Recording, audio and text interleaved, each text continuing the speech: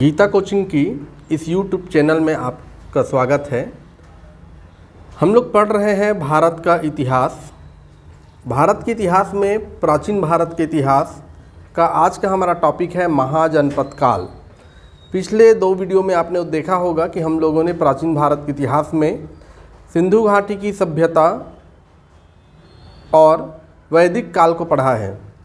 आज का हमारा टॉपिक है महाजनपद काल। इस टॉपिक से पीएससी व्यापम में कई क्वेश्चन आते हैं। जहाँ से क्वेश्चन आता है उन कंटेंट को हम लोग पढ़ने की कोशिश करेंगे। महाजनपद काल 600 ईसा पूर्व से 300 ईसा पूर्व के बीच को कहते हैं। महाजनपद काल के समय हमारे देश में 16 महाजनपद थे। 16 महाजनपद में से सबसे विशाल महाजनपद मगध साम्राज्य था। महाजनपद काल को दूसरी नगरी सभ्यता भी कहते हैं। भारत में महाजनपद काल के समय अनेकों विदेशी आक्रमण हुए हैं। दारा प्रथम का आक्रमण, डेरियस प्रथम का आक्रमण। भारत में महाजनपद काल के समय नास्तिक संप्रदाय का उदय हुआ है। सिकंदर का आक्रमण, मकदुनीचा का शासक था सिकंदर का गुरु अरस्तु, प्लेटो, सुकरात। महाजनपद काल का उदय लोहे का ज्ञान होने के कारण आर्थिक परिवर्तन हुआ, विविध शिल्प का उदय हुआ और क्षेत्रीय भावना जागृत होने के कारण महाजनपद काल का उदय हुआ है। 16 महाजनपदों में से मगध सर्वाधिक शक्तिशाली महाजनपद था। 16 महाजनपदों का नाम देखेंगे हम लोग कि महाजनपद काल में 16 महाजनपद में महाजनपद का नाम, उनकी राजधानी और उनका राज्य क्षेत्र। तो पहला है महाजनपद काल का महाजनपद पहला काशी। इसका राजधानी वाराणसी है। आज ये उत्तर प्रदेश क्षेत्र है। काशी महाजनपद का राजधानी वाराणसी, ये उत्तर प्रदेश राज्य क्षेत्र में आता है। दूसरा है वत्स, राजधानी है कौशाम्बी, इसका राज्य क्षेत्र है उत्तर प्रदेश। तीसरा उत्तर कौशल, इसकी राजधानी साकेत, क्षेत्र राज्य है उत्तर प्रदेश। चौथा महाजनपद है दक्षिण कौशल। चौथा लिखिए दक्षिण कौशल। आप लोग ऐसा नोट्स बना लीजिए, 4 कॉलम बना लीजिए जैसा बना है बोर्ड में। पहला संख्या, दूसरा कॉलम में महाजनपद, तीसरा में राजधानी और चौथा में क्षेत्र एवं राज्य। तो चौथा दक्षिण कौशल, राजधानी है श्रावस्ती, ब्रैकेट में लिख लेना अयोध्या। श्रावस्ती का नाम ही अयोध्या है। दक्षिण कौशल का राजधानी श्रावस्ती, ब्रैकेट में अयोध्या, इसका क्षेत्र राज्य उत्तर प्रदेश है। 5वां नंबर का महाजनपद मल्ल, इसकी राजधानी कशावली, इसकी राजधानी है कशावली, क्षेत्र राज्य है उत्तर प्रदेश। 6वां उत्तर पंचाल, इसकी राजधानी है आदिच्छल,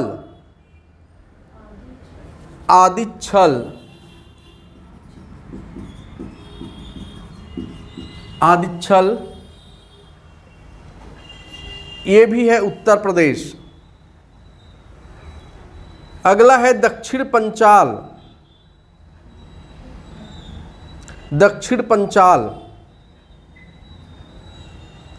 इसकी राजधानी है कपिल, इसका भी क्षेत्र राज्य उत्तर प्रदेश है। अगला महाजनपद है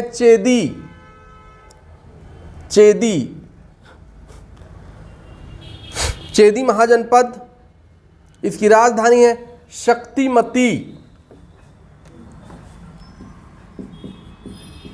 शक्तिमती, इसका भी क्षेत्र है उत्तर प्रदेश। अगला महाजनपद है सूरसेन। सूरसेन, राजधानी है मथुरा, क्षेत्र है इसका उत्तर प्रदेश। अगला महाजनपद है कंबोज। कंबोज,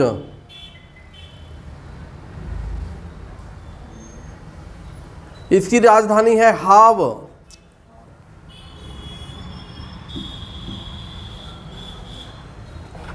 ये भी है उत्तर प्रदेश। अगला राजधानी है उज्जैन। अगला है महाजनपद उज्जैन। उज्जैन, इसकी राजधानी है अवंतिका।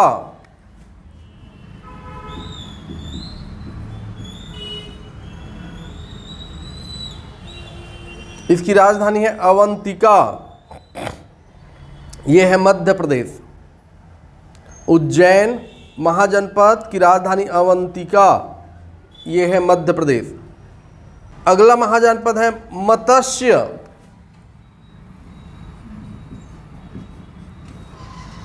मत्स्य, राजधानी है विराटनगर।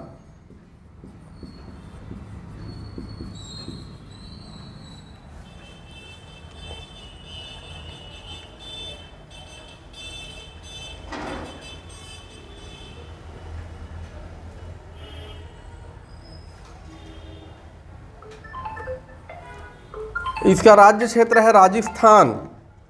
अगला महाजनपद है अंग।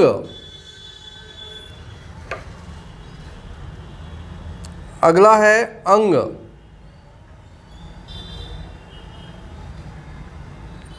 अगला महाजनपद है अंग,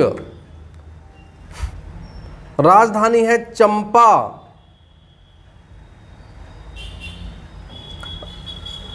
राज्य क्षेत्र है बिहार।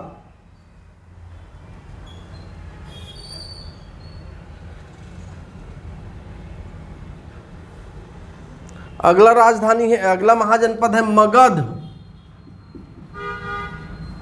मगध, इसकी राजधानी है राजगृह। इसकी राजधानी है राजगृह। राजगृह अगर नहीं दिया हो तो गिरिब्रज लिखिए। मगध की राजधानी राजगृह या गिरिब्रज। मगध है बिहार में, राजधानी क्षेत्र बिहार। महाजनपद है वज्जी। महाजनपद है वज्जी, राजधानी है मिथिला। मिथिला,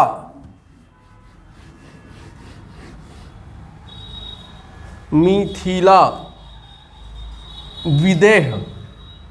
मिथिला या विदेह, ये है बिहार में। अगला महाजनपद है अस्मक।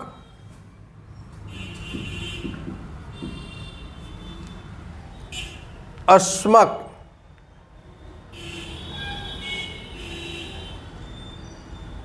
इसकी राजधानी है पोटन।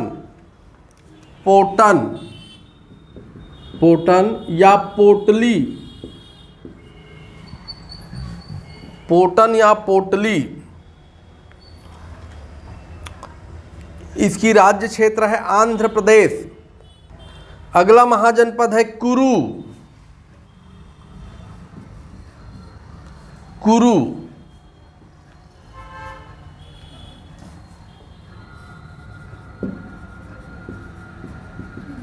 इसकी राजधानी है इंद्रप्रस्थ। इंद्रप्रस्थ,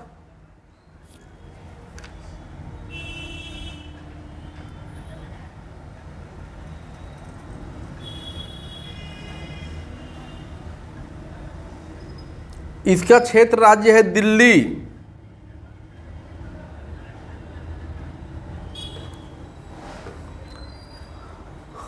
अगला महाजनपद है गंधार।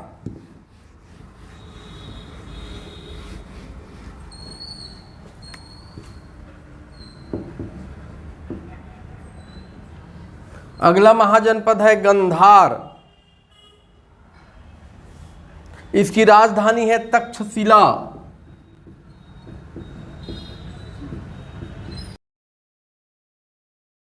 वर्तमान में यह है पाकिस्तान में।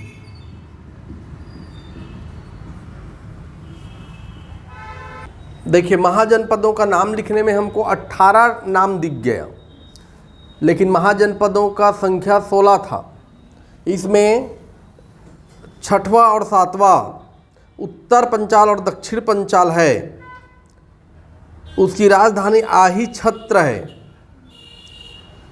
11वां नंबर में देखिएगा,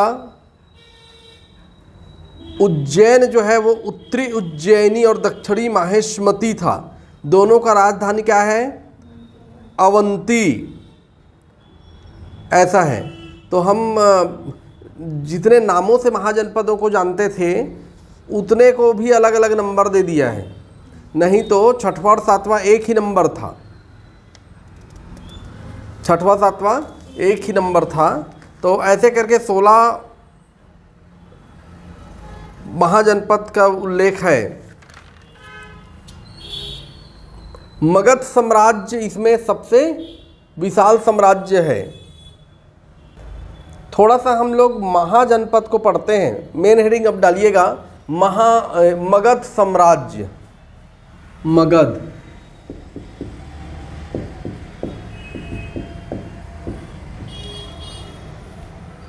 मगध साम्राज्य।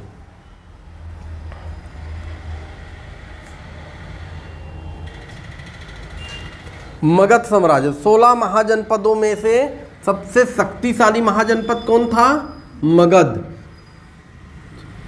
महाजनपद किसे कहते हैं ये बात आप समझ गए हो। पहले हम कबीला के रूप में रहते थे। कबीला के मुखिया को जन कहा जाता था। बहुत सारे कबीला को एक साथ हम जनपद कहते थे और जनपदों के समूह को महाजनपद कहते थे। ऐसे करके हमें लोहा का ज्ञान हो गया। लोहे का जब ज्ञान हो गया तो हम एक साथ बहुत समूह में रहना चालू कर दिए, स्थायी जीवन जीना चालू कर दिए। हमारी आर्थिक स्थिति मजबूत हुई और खेती करना और पशुपालन करना हमने प्रारंभ कर लिया। मगध साम्राज्य 16 महाजनपदों में से सबसे शक्तिशाली था। थोड़ा सा मगध साम्राज्य के बारे में एक आध क्वेश्चन आता है, उसको पढ़ते हैं। मगध साम्राज्य के बारे में क्या आता है? इस साम्राज्य के संस्थापक बृहदर्थ है।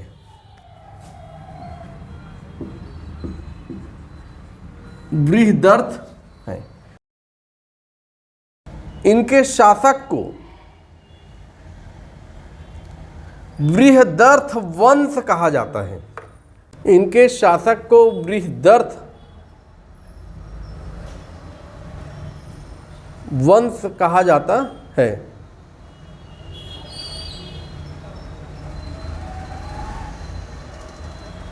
मगध साम्राज्य के एक और शासक है हर्यक वंश।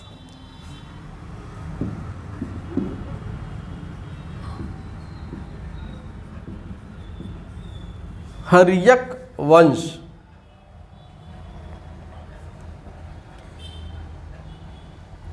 इस वंश में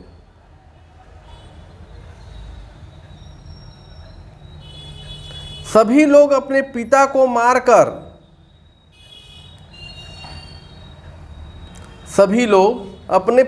मारकर सिंहासन पर बैठे थे।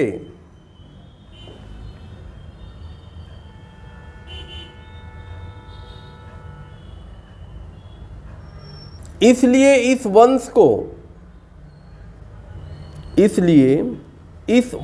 को पितृहंता वंश कहते हैं।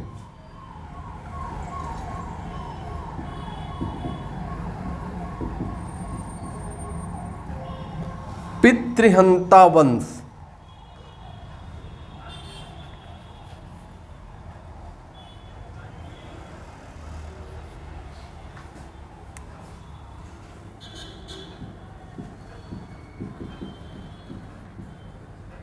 इसका प्रथम शासक बिंबिसार है। इसका प्रथम शासक बिंबिसार।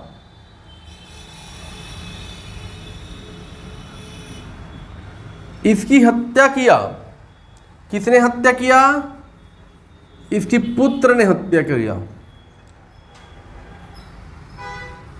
इनका पुत्र का नाम है अजातशत्रु और शासक बना।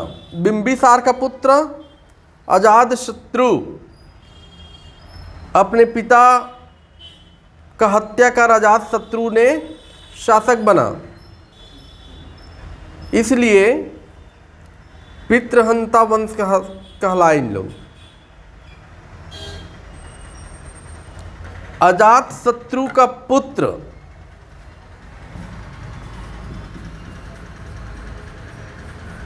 उदयन,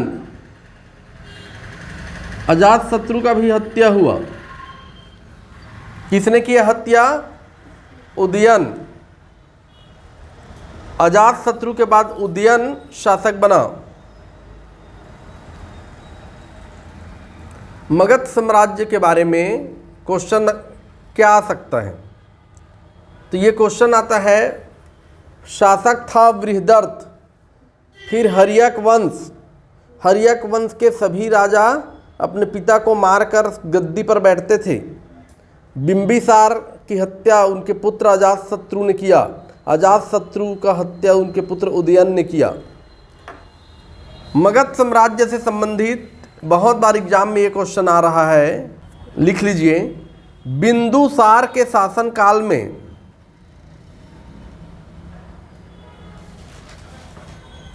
बिंदुसार के शासनकाल में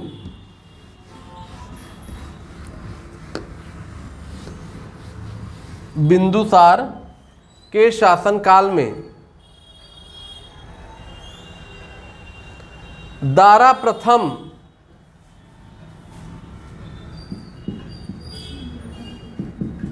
एवं डेरियस प्रथम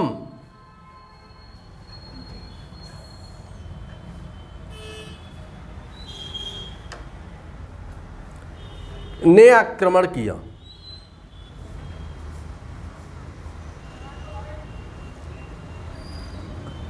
ये ईरान के थे। दारा और डेरियस कहाँ के थे? ईरान के थे।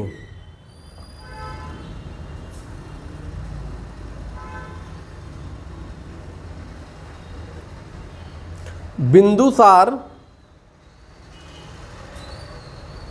मगध साम्राज्य के वास्तविक संस्थापक हैं।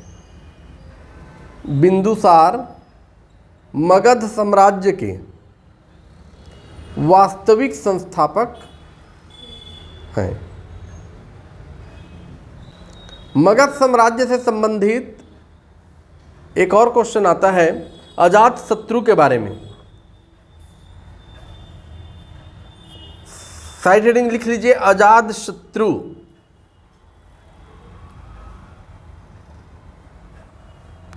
ये बौद्ध धर्म के अनुयायी थे। अजातशत्रु क्या थे? बौद्ध धर्म के अनुयायी थे।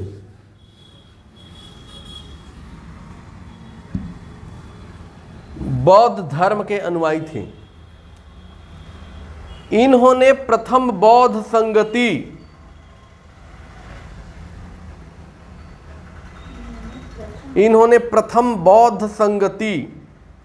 बौद्ध का सम्मेलन था, प्रथम बौद्ध सम्मेलन देश में कराने का अजातशत्रु का नाम है प्रथम बौद्ध संगीति।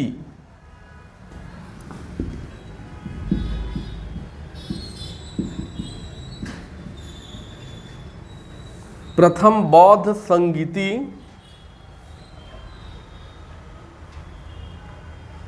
करवाया। इन्होंने राजगृह में स्तूप बनवाया है।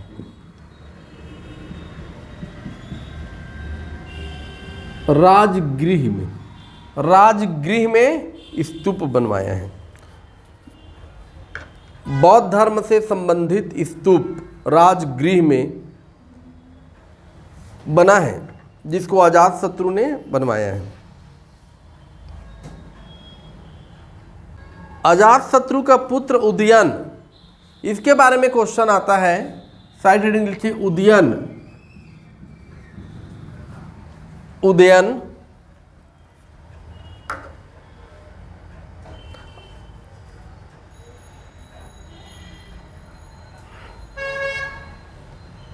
राजधानी राजगृह से हटाकर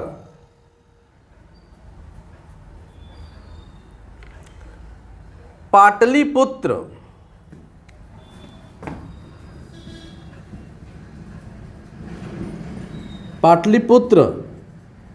आज क्या है? पाटलिपुत्र पटना। पाटलिपुत्र पटना ले गया।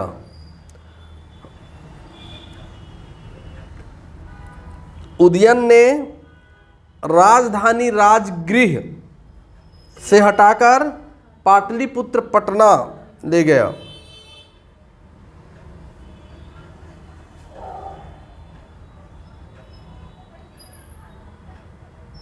इससे संबंधित एक और क्वेश्चन आता है। शिशु नागवंश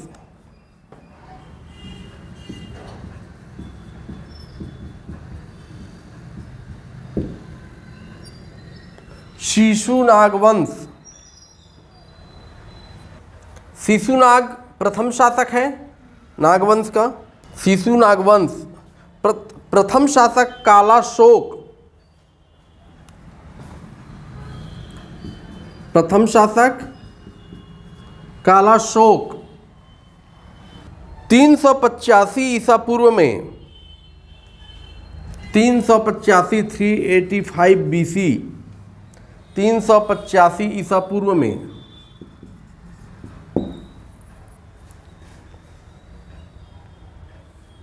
दूसरी बौद्ध संगीति करवाया। महाजनपद काल के समय में जो क्वेश्चन आता है,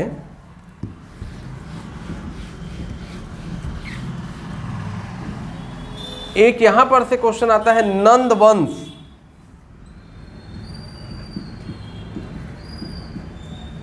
नंद वंश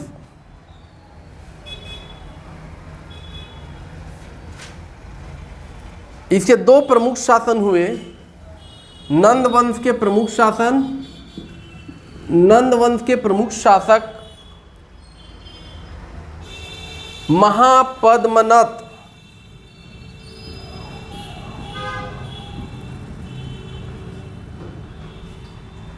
महापद्मनत और दूसरा शासक है घनानंद।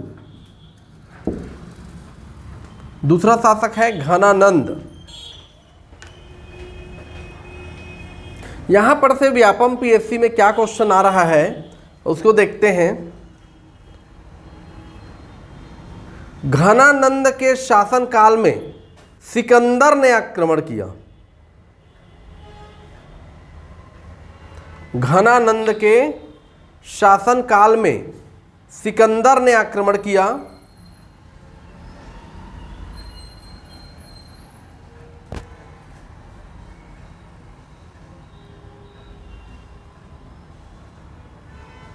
सिकंदर की सेना बहुत प्रबल थी।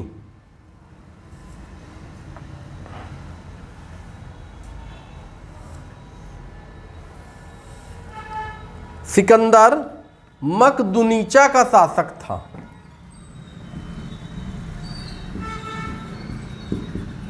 सिकंदर कहाँ का शासक था? मकदुनीचा का शासक था।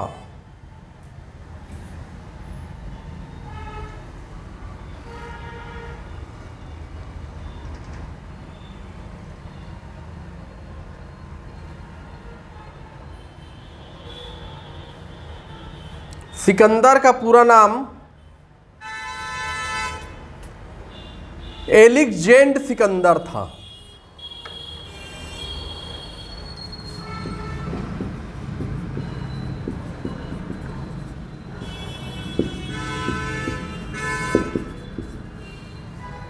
सिकंदर का पूरा नाम एलेक्जेंड सिकंदर था। सिकंदर मकदूनिया का शासक था।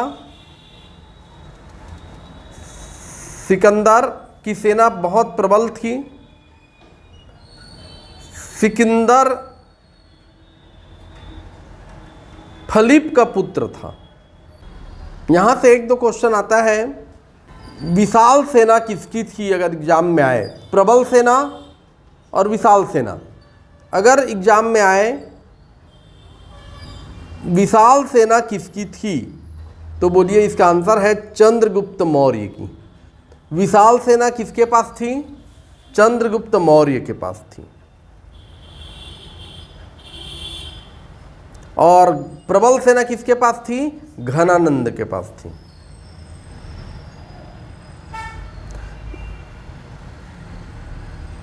घनानंद को चंद्रगुप्त मौर्य ने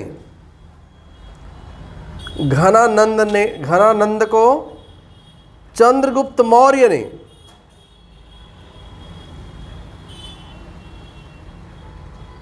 कौटिल्य, ब्रैकेट में लिखने विष्णुगुप्त या चाणक्य की मदद से हराया। देखिए हम लोग महाजनपद काल पढ़े, 16 महाजनपद, उनकी राजधानी और उनका राज्य क्षेत्र कौन सा था? मगध साम्राज्य शक्तिशाली साम्राज्य था। इससे क्या क्या क्वेश्चन आ सकता है? बृहदर्थ वंश, हर्यक वंश, बिंदुसार, अजातशत्रु, उदयन, शिशुनाग वंश, नंद वंश। और घनानंद को चंद्रगुप्त मौर्य ने हराया कौटिल्य, विष्णुगुप्त या चाणक्य के मदद से। इसके बाद चंद्रगुप्त मौर्य हमारा देश का शासक बनेगा, मौर्य वंश प्रारंभ हो जाएगा। क्योंकि महाजनपद काल के समय का घनानंद को किसने हराया? चंद्रगुप्त मौर्य ने। किसकी मदद से? चाणक्य की मदद से। तो चंद्रगुप्त मौर्य शासक बनेगा और भारत में मौर्य वंश प्रारंभ होगा। इसी बीच में आप लोगों ने देखा कि बौद्ध धर्म का उदय हो गया है, क्योंकि अजातशत्रु ने प्रथम बौद्ध संगति का आयोजन किया है। दूसरी बौद्ध संगति कालाशोक ने आयोजन किया है। तो 300 ईसा पूर्व के समय बौद्ध धर्म का उदय हमारे देश में हो गया है। अगला हमारा टॉपिक है बौद्ध धर्म। अगले वीडियो में हम लोग पढ़ेंगे बौद्ध धर्म। बौद्ध धर्म से भी क्वेश्चन आता है। बौद्ध धर्म पढ़ेंगे, फिर जैन धर्म पढ़ेंगे, उसके बाद फिर चंद्रगुप्त मौर्य का मौर्य वंश चालू करेंगे। तो आज इतना ही करते हैं। इतना कंटेंट को आप लोग अच्छे से पढ़िए, नोट्स अच्छा बनाइए, क्योंकि एग्जाम के समय आपका नोट्स ही काम आएगा। इतना कंटेंट को कम से कम इतना को आप याद रखिए, जिससे व्यापम पीएससी अभी होने वाली छात्रावास अधीक्षक और जितनी भी व्यापम और पीएससी की परीक्षाएं हैं, इतना में से क्वेश्चन बन जाएगा। चैनल को आप लोग लाइक करें, शेयर करें और सब्सक्राइब करें।